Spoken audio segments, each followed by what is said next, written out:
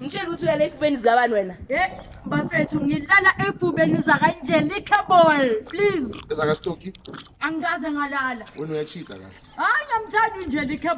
In your mind wena uyi-slay queen. In your mind. Ukuze u-Angelica is because of God. Ngabe ngaphandle kaNkulunkulu bengeke ngimazi. But in your mind uqala ufuna uStoki wathi umambatha. Yes, but ngiyabona ukuthi u-relevant inquisitive. That's why ngawela ku-Angelica ngoba u-Angelica uqula ingoma emnandi nemali. Ukhuluma manje uSjukusjuku amawalawala. umawalawala uma-international wena. Ngi-relevant ukudlula uNgelique. No, Angelica is the superstar. Yo, Angelica intwana yami isho ukuthi bangangena. So intwana yakho Anjoli intwana yakho. Umbiza wena intwana.